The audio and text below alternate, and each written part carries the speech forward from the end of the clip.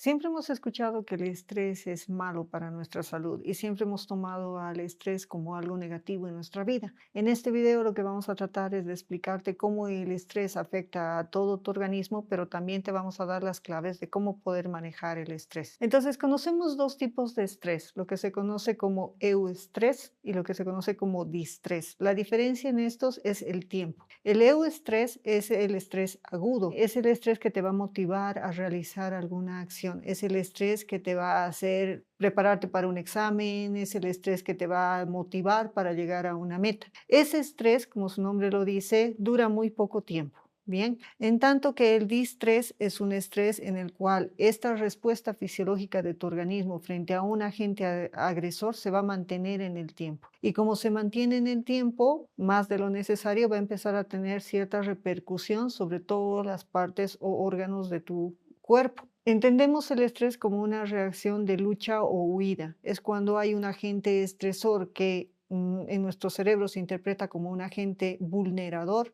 y que nuestro cerebro va a mandar a todo nuestro organismo a ponerse en estado de alerta. ¿A qué me refiero a ponerse en estado de alerta? Que se active el sistema simpático. Este sistema simpático es el que va a regular la frecuencia cardíaca, la presión arterial, la frecuencia respiratoria, la pupila de nuestros ojos se va a dilatar, hay una piloerección de todos los vellos de nuestro cuerpo y es por eso que cuando estamos un poco estresados o asustados, los pelos se levantan, ¿no? Los vellos se levantan. Entonces, toda esta respuesta fisiológica en un momento de estrés agudo activa tu cerebro y te pone en un estado de alerta. Si tu cerebro entiende que este agente agresor no lo es o simplemente va a pasar muy rápidamente, toda esta respuesta del sistema simpático va a bajar y se va a activar el parasimpático, que es el que va a inhibir esta respuesta de alerta o huida que has tenido. ¿Por qué tiene que activarse el sistema parasimpático? Es porque esta respuesta de huida o de lucha que se genera en un momento de estrés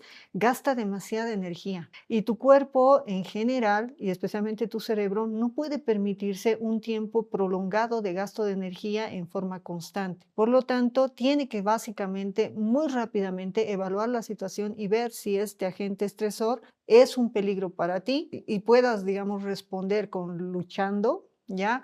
Peleando o simplemente te tienes que escapar, que sería la huida, ¿no? Eso es lo que se conoce como eustrés. Es el estrés que vivimos todos los días y es el que nos ayuda, digamos, a seguir y sobrellevar muchas cosas en el día a día. Sin embargo, ahora la Organización Mundial de la Salud, el anterior siglo, porque este ha cambiado el enfoque, el anterior siglo nos hablaba de una epidemia de estrés a nivel mundial. Y se reconoce el estrés como uno de los agresores más muy potente y en forma crónica, es decir, por mucho tiempo que está en una persona. A eso se conoce como distrés. Y el distrés, por la prolongación que tiene en el tiempo, va a empezar a afectar a muchos órganos que son importantes en nuestro cuerpo. Los primeros en afectarse va a ser el sistema circulatorio. Lo que va a ocasionar un estado de estrés crónico va a hacer que la presión arterial se eleve. Al elevarse la presión arterial, con forma secundaria va a aumentar el riesgo de aterosclerosis. Eso va a llevar a una falla cardíaca por dilatación del ventrículo izquierdo, que al final va a llevar a un posible ataque cardíaco por insuficiencia en las arterias coronarias, que son las que nutren al corazón. Es una de las afectaciones que podemos tener. Otra área que se puede afectar también con el estrés es el sistema inmunológico.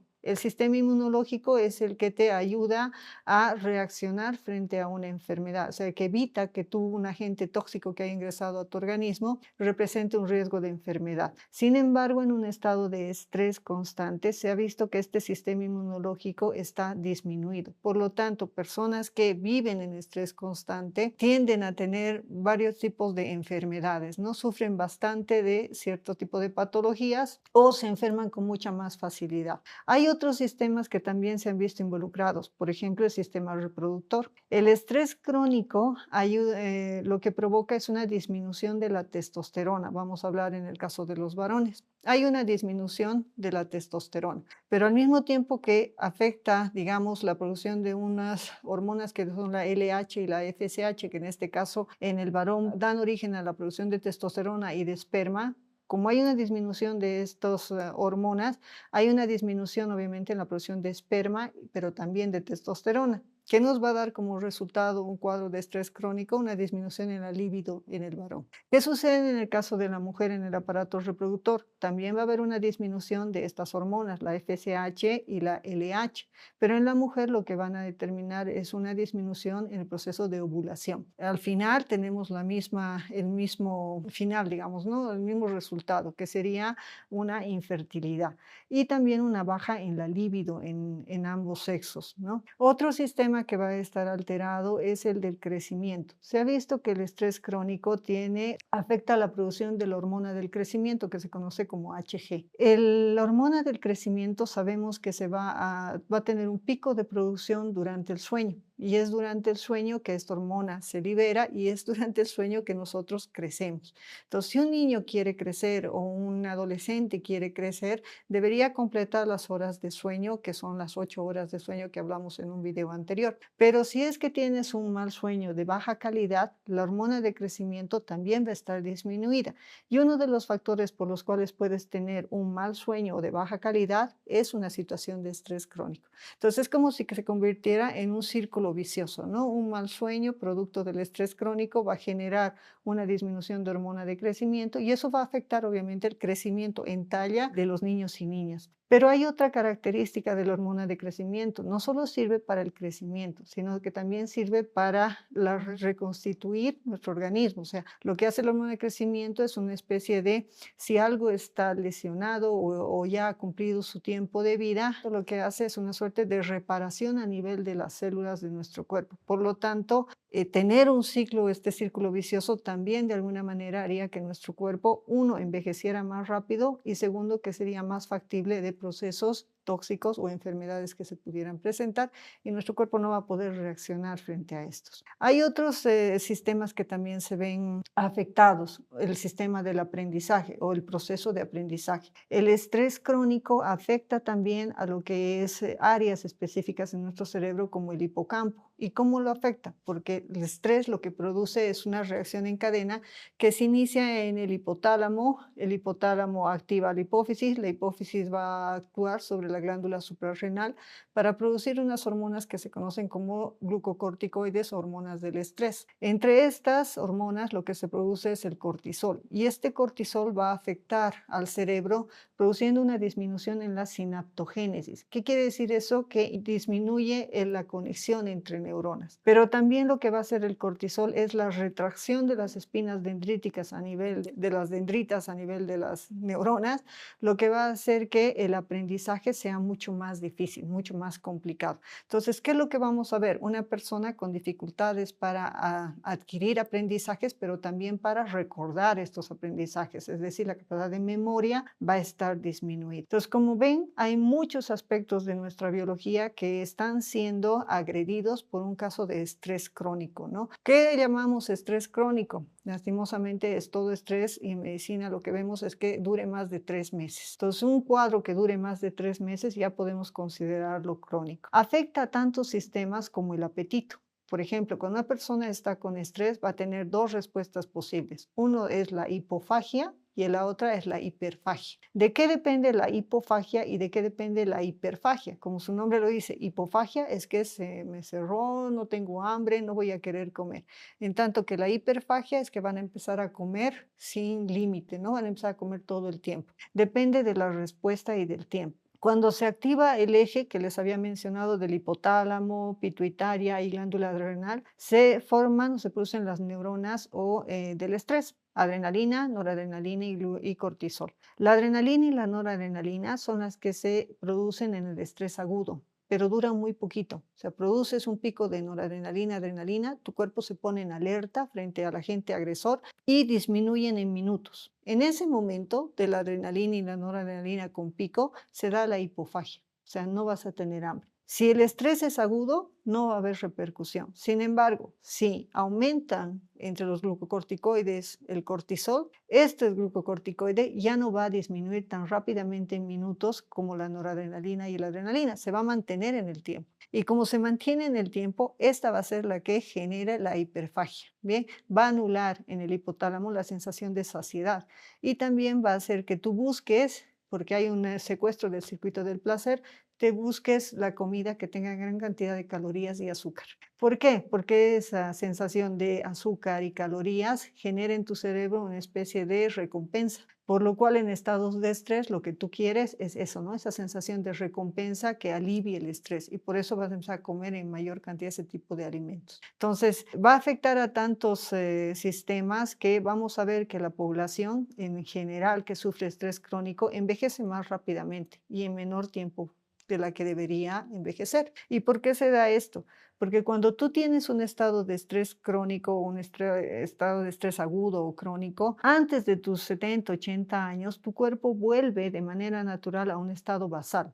Es decir, estas hormonas del estrés van a disminuir a un estado basal y después si hay otro momento de estrés vas a volver a tener un pico. Sin embargo, en las personas ya mayores de 70, 80 años, lo que se ve es que ya les cuesta llegar a ese sistema basal, a esa línea basal. Por lo tanto, ya vienen con una carga de glucocorticoides que van a ir a afectar a todos los otros sistemas, ¿no? Vemos en cascada que se va a afectar el sueño, se va a afectar las relaciones sociales, se va a afectar obviamente la memoria, y es lo que vemos en personas mayores. Se va a afectar el sistema inmunológico y el sistema cardiovascular. Entonces, todo esto va a repercutir en la salud de la persona mayor. Al mismo tiempo, estas personas van a tener una baja de energía. ¿Por qué? Porque un estado de estrés crónico lo que hace es que tu cuerpo consuma grandes cantidades de energía, bien, mueva la glucosa que tenía almacenada en tu cuerpo, pero va a llegar un momento en que estas reservas que tenías de glucosa ya no estén. Por lo tanto, uno de los síntomas más clásicos de lo que es el estrés crónico es una persona con fatiga crónica. Aparte de problemas a nivel de crecimiento y todo lo que se les ha comentado, el signo o síntoma más clásico es la fatiga crónica constante en esta persona, ¿no? Problemas de sueño que también se van a asociar, lo cual en ese círculo vicioso va a incrementar el estado de estrés. ¿Cómo puedes tú trabajar sobre el estrés? ¿Y qué es lo que se puede hacer? Lo primero que tienes que entender es que tanto el estrés físico como el psicológico van a generar en tu cuerpo la misma respuesta fisiológica. O sea, no hay una diferencia. El estrés externo de un agresor físico, como el estrés generado por un pensamiento que tú tengas o por un tipo de pensamiento rumiante que tú tengas o por una situación psicológica, va a hacer que tu cuerpo reaccione de la misma manera fisiológicamente. Frecuencia cardíaca se va a disparar, presión arterial, frecuencia respiratoria, todo se va a disparar. Por lo tanto, se han generado, digamos, algunas formas o algunos tips para tratar de mejorar este grado de estrés. El primero es que el estrés, como entendemos, cuando tú no puedes mejorar una situación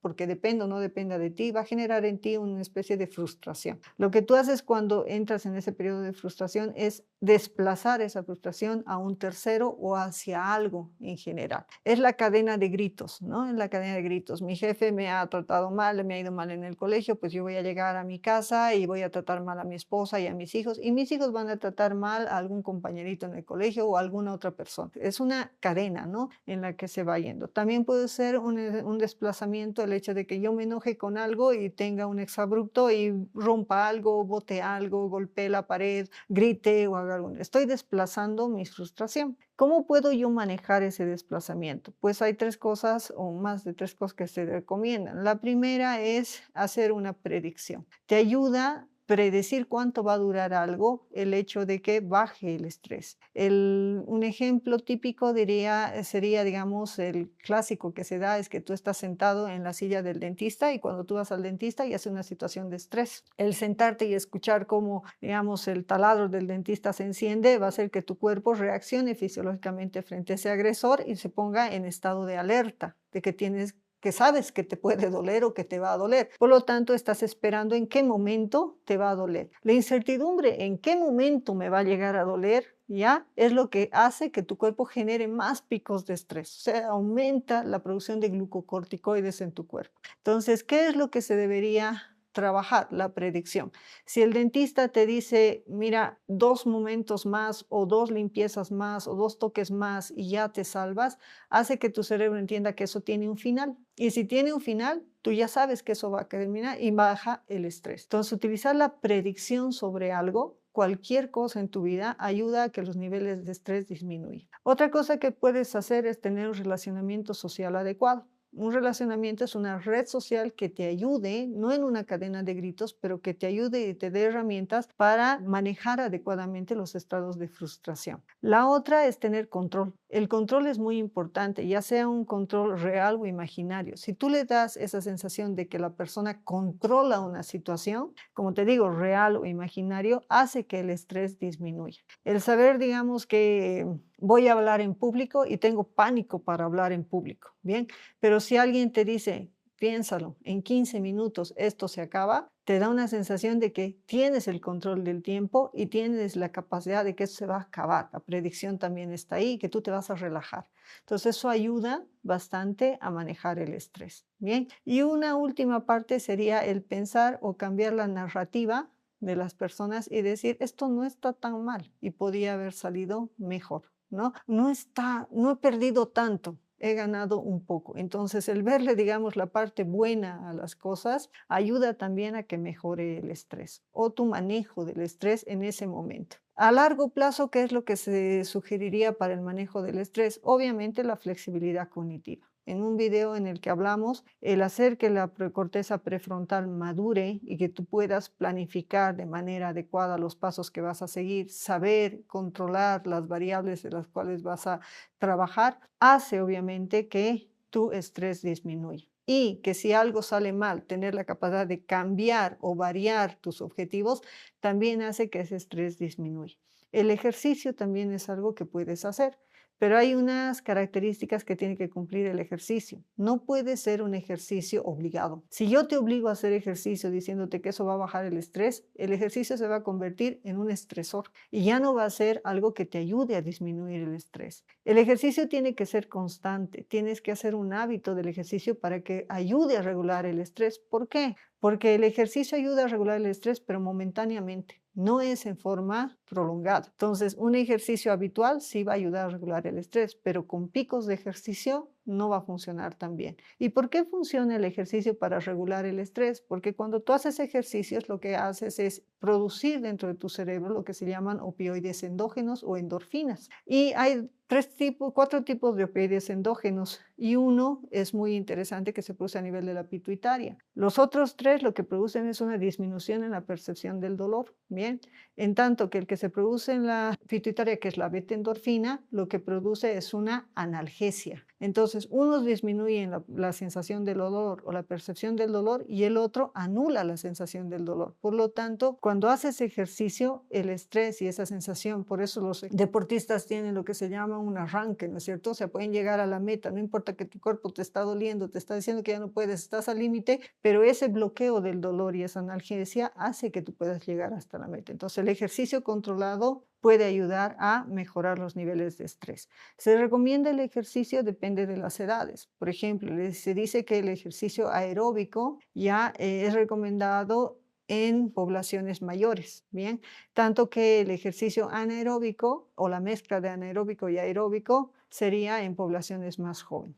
Es lo que ayudaría a manejar el estrés. Y obviamente el cherry del helado, la perla de todo esto es la meditación. Cuando tú aprendes a meditar, ya sea el tipo de meditación o la técnica de meditación que utilices, la meditación se ha visto que tiene una respuesta a nivel de la reestructuración del cerebro. Trabaja a nivel de también la neuroplasticidad.